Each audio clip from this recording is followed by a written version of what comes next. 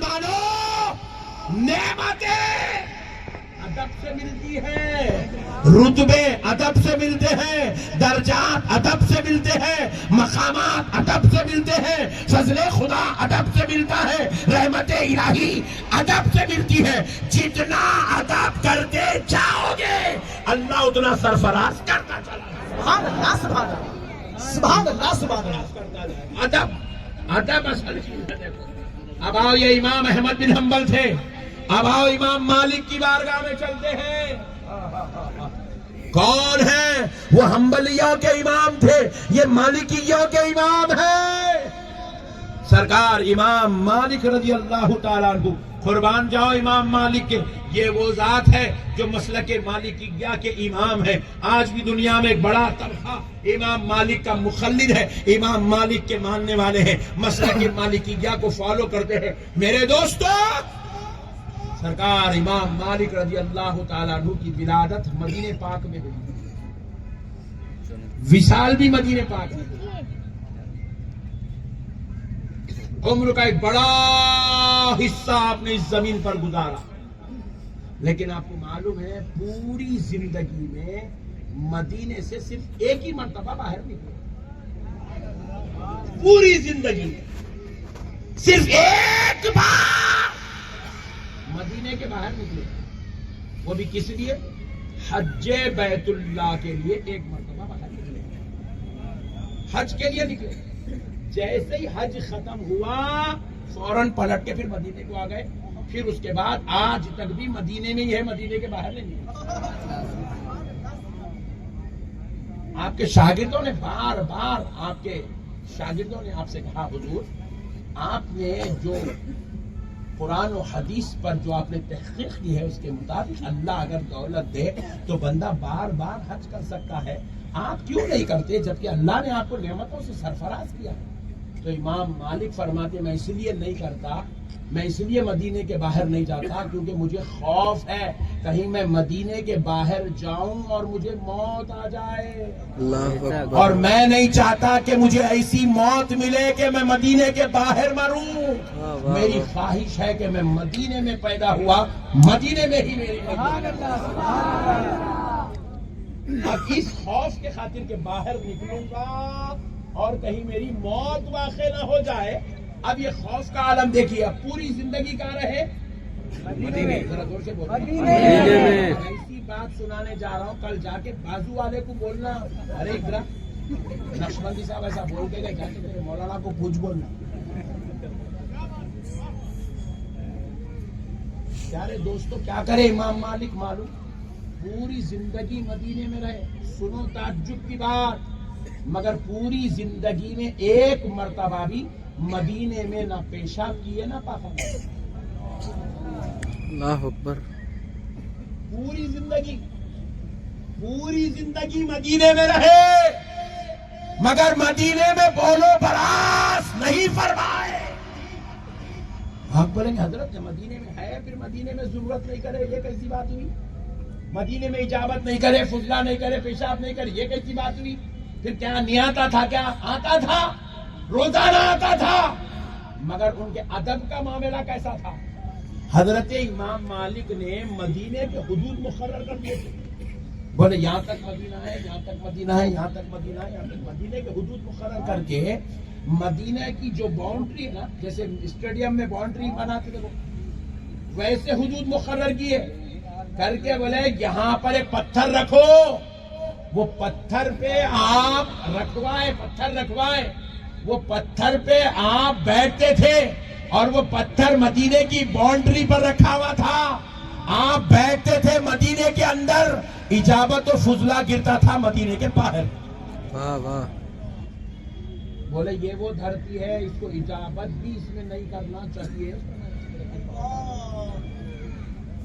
ایسا ادب کرے میرے بھائی، ایسا ادب کرے تو اللہ تعالیٰ ان کو ایسا بلند کرا 1400 سال ہو گئے، 1300 سال ہو گئے، آج بھی دنیا امام مالک کو یاد کر رہی ہے، آج بھی دنیا امام مالک کی تقلید کر رہی ہے، آج بھی دنیا امام مالک کی مدح سرائی کر رہی ہے، آج بھی دنیا اپنے پردادا کا نام نہیں جانتی، مگر محبوب خدا آپ کے محبوب کا نام امام مالک ہے، دنیا یہ جانتی۔ سبحان اللہ سبحان اللہ سبحان اللہ سبحان ادب کرنا سکھائے میرے بھائی، اسلام ادب کا نام ہے، تعظیم کا نام ہے، احترام کا نام ہے، بغاوت کا نام نہیں ہے، بے ادبیوں کا نام اسلام نہیں ہے، منکرین کا نام اسلام نہیں ہے، شرارتوں کا نام اسلام نہیں ہے، ضلالتوں کا نام اسلام نہیں ہے، محبت کا نام اسلام ہے، ادب کا نام اسلام ہے، احترام کا نام اسلام ہے، تعظیم کا نام اسلام ہے، توقیر کا نام اسلام ہے، محبت کا نام اسلام ہے،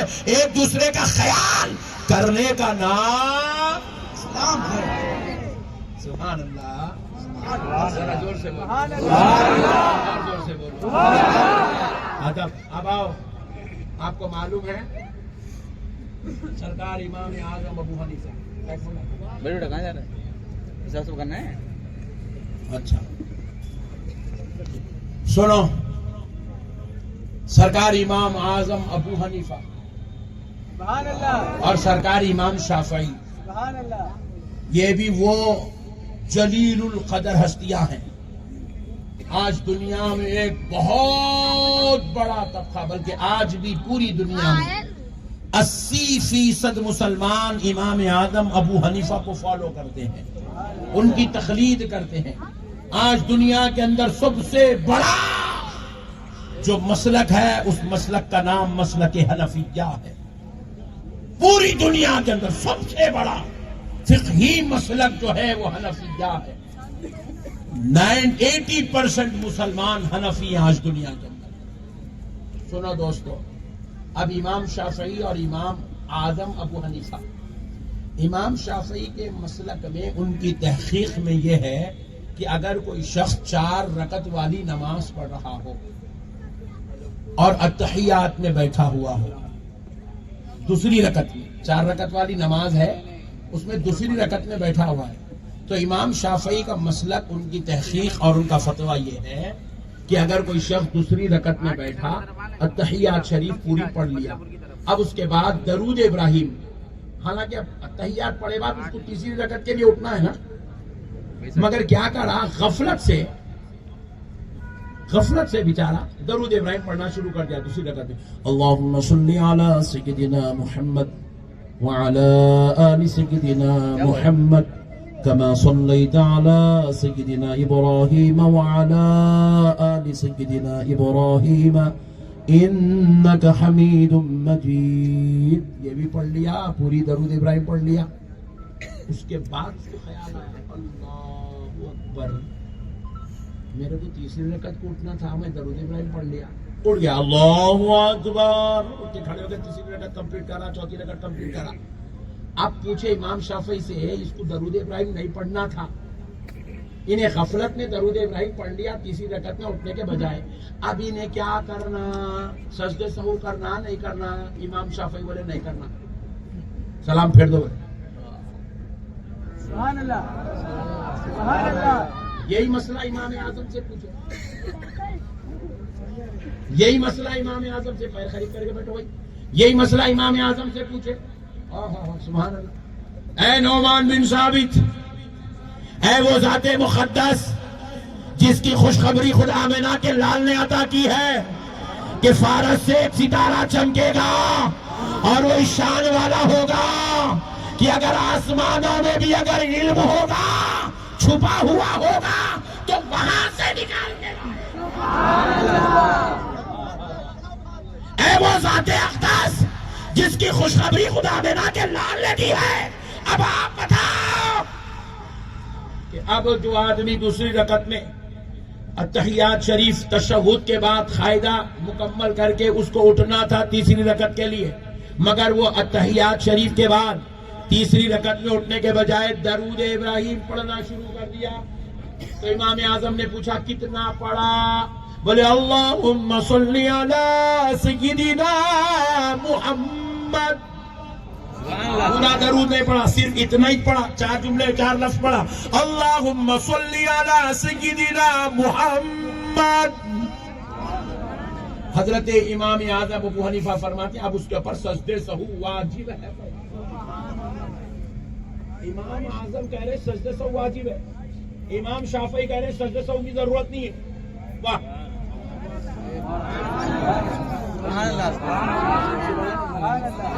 امام اعظم سے پوچھا کہ سجدہ سہو کیوں لازم ہوا؟ تو امام اعظم نے کہا کیا مجال بدبخت ہے، غفلت میں میرے مصطفیٰ پہ درود کیسے پڑھتا؟ جب ذکر مصطفیٰ ہوگا تو غفلت میں نہیں، پوری عقل میں ہوش و حواس کے ساتھ حاضر ہو کر بے شک سبحان اللہ، قربان جاؤ۔ اب امام شافعی سے پوچھا گیا، امام شافعی سے پوچھا گیا حضور اس نے تو تیسری رکعت کو اٹھنا تھا، درود ابراہیم پڑھ دیا، درود ابراہیم پڑھنے پر اس کے اوپر سجدہ سہو لازم کیوں نہیں ہوا؟ تو حضرت امام شافعی نے کہا اے لوگوں سنو، غفلت میں ہی کیا ہوگا، ذکر تو میرے خدا کے یار کا کیا ہے۔ تکبیر! احترام کے ساتھ کھڑے ہو جائے یادگار مشائخ اہل سنت شہزادہ مولائے کائنات حضور سید آقائے مولائی سید معین الدین اشرف صاحب